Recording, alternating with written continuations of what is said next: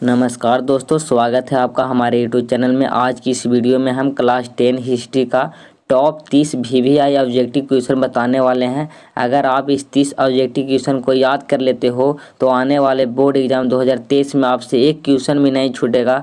तो इस वीडियो को शुरू से अंत तक देखिएगा क्योंकि हर क्वेश्चन जो है वह मोस्ट वीवीआई है, जो कई बार पूछे जा चुके हैं। तो इस वीडियो को स्टार्ट करते हैं। आपका जो पहला प्रश्न है वह है कि इटली तथा जर्मनी वर्तमान में किस महादेश के अंतर्गत आते हैं। तो इसको जो राइट आंसर हो जाएगा ऑप्शन नंबर सी, यूरोप हो जाएगा। इटली तथा जर्मनी जो एकीकरण का जो पहले था वह कई टुकड़ों में विभाग था। इसके बाद यह यूरोप के क्षेत्र में आता है, महादेश के आता है, यूरोप के महादेश के अंतर्गत आता है इटली तथा जर्मनी। ठीक है, तो पहला का जो राइट आंसर हो जाएगा ऑप्शन नंबर सी, यूरोप हो जाएगा। इसी प्रकार जो दूसरा कहा है, दूसरा फ्रांस में किस शासन वंश की पुनः स्थापना बिरियाना कांग्रेस द्वारा की गई थी। तो हम लोग जानते हैं कि बिरियाना कांग्रेस का संस्थापक कौन था, वह था मेटरनिक। तो क्या किया था, तो बोर्बो वंश का तो स्थापना फ्रांस में पुनः किया था। इसका जो राइट आंसर होगा दो का, वो ऑप्शन नंबर सी, बोर्बो वंश हो जाएगा। इसी प्रकार तीसरा देखते हैं प्रश्न, मेजिनी का संबंध किस संगठन से था। तो मेजिनी ने संगठन बनाया था, क्या कौन संगठन बनाया था, तो कार्बोनेली संगठन बनाया था। तो तीसरा जो राइट आंसर हो जाएगा ऑप्शन नंबर बी, कार्बोनेली हो जाएगा। अगला प्रश्न देखते हैं। प्रश्न नंबर 4 बोल रहा है वह है कि इटली एवं जर्मनी के एकीकरण के विरुद्ध निम्न में से कौन था।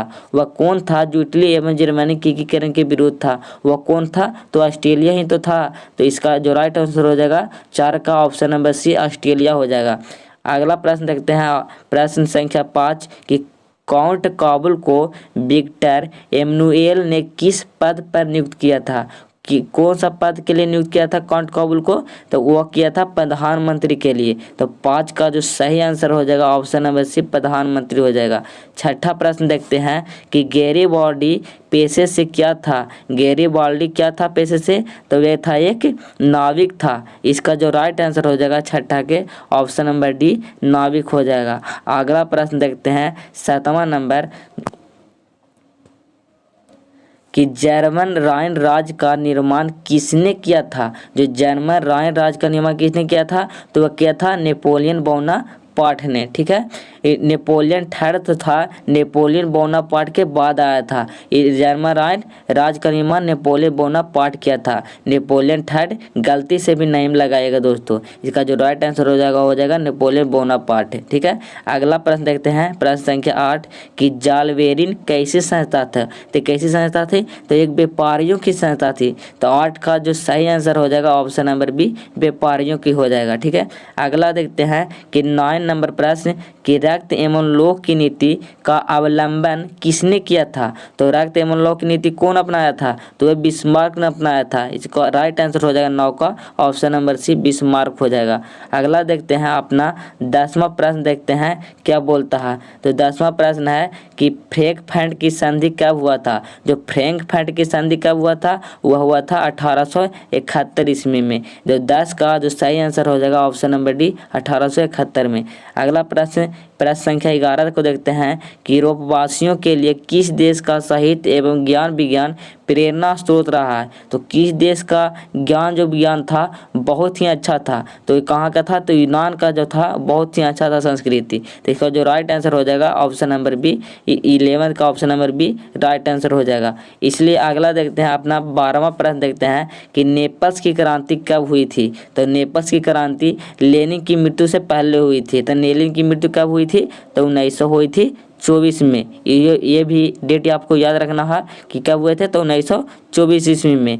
तो और नेपल्स की क्रांति कब हुआ था, तो 1821 ईस्वी में। तो नेपल्स की क्रांति याद रखिएगा। तो इसका राइट आंसर हो जाएगा ऑप्शन नंबर बी, 1821 ईस्वी में।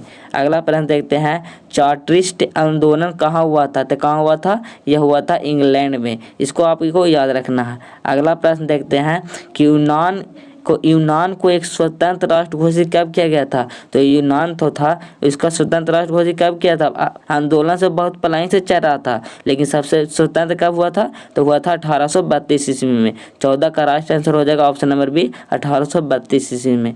अगला प्रश्न देखते हैं, प्रश्न संख्या 15 क्या कहता है। 15 कहता है 15 आपका प्रश्न बोलता है कि ऐतिहासिक द्वंद्ववाद की व्याख्या किसने की थी। तो ऐतिहासिक द्वंद्ववाद किसने किया था, व्याख्या हेगेल ने किया था। इसका राइट आंसर हो जाएगा ऑप्शन नंबर ए। 16वां प्रश्न देखते हैं कि एडिनोपुल की संधि कब हुई थी। तो इसका संधि हुआ था 1829 ईस्वी में हुआ था। ठीक है, अगला प्रश्न है कि एडिनोपुल की संधि किन दो देशों के बीच हुआ था। तो एडिनोपुल की संधि किन दो देशों के बीच हुआ था, तो वह था तुर्की एवं रूस के दो देशों के बीच हुआ था। ठीक है, अगला प्रश्न आप हमारा कि सेडोन का युद्ध किसके बीच हुआ था। सेडोन एक जगह था दोस्तों, और सेडोन युद्ध भी हुआ था। तो कौन सा दो देश है जिसके बीच युद्ध हुआ था, तो वह दो देश है, वह था फ्रांस और प्रूसिया। तो 18 का जो राइट आंसर हो जाएगा ऑप्शन नंबर सी, फ्रांस और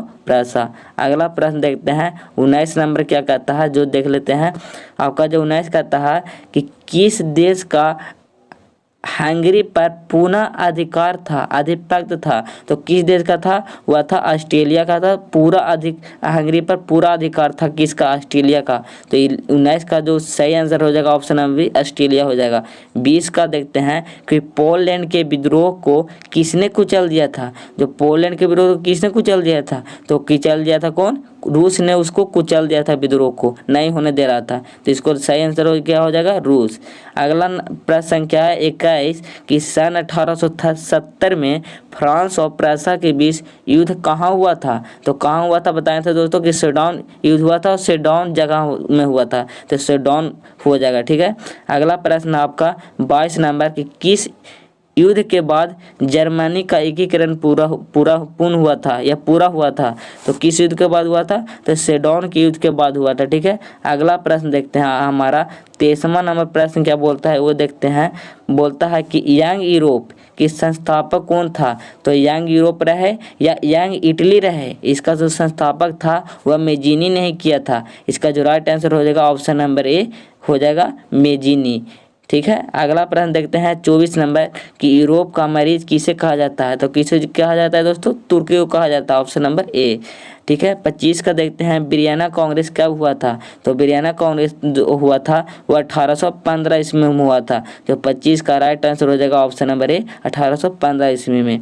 26वां प्रश्न देखते हैं कि जर्मनी के एकीकरण का प्रमुख वास्तुकार कौन था। जर्मनी का एकीकरण कौन करवाया था, मेन भूमिका किसका था, तो वह था बिस्मार्क का। इसका 26 का हो जाएगा सही answer option number D, Bismarck. अगला प्रश्न है हमारा 27 नंबर कि इटली के एकीकरण में निम्न में से किसका संबंध नहीं है। इटली के एकीकरण में किसका संबंध नहीं था, तो बिस्मार्क था। जर्मनी के एकीकरण किया था, मेजिनी किया था इटली का, काबुल भी किया था, गैरिबोल्डी भी। तो किसका जो संबंध था इटली से नहीं था, तो बिस्मार्क का इटली से नहीं था। इसका संबंध किससे था, तब जर्मनी से था। इसका जो राइट आंसर हो जाएगा ऑप्शन नंबर ए, बिस्मार्क हो जाएगा। ठीक है, 28 नंबर प्रश्न देखते हैं कि 1830 की क्रांति के बाद फ्रांस में किस प्रकार के शासन स्थापित हुआ था।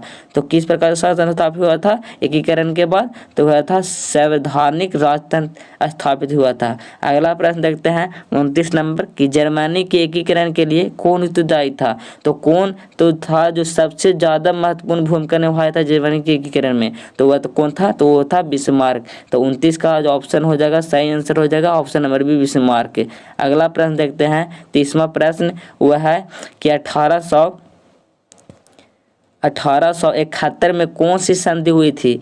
कौन सी संधि तो 1871 में हुआ था। पीछे भी प्रश्न में आया था दोस्तों कि कौन सा संधि हुआ था, वह हुआ था फ्रैंकफर्ट की संधि 1871 ईस्वी में हुआ था। आई होप कि दोस्तों ये 300 प्रश्न आपको बहुत ही अच्छा तरह से याद हो गया होगा। मिलते हैं दोस्तों अगले वीडियो में, तब जय हिंद।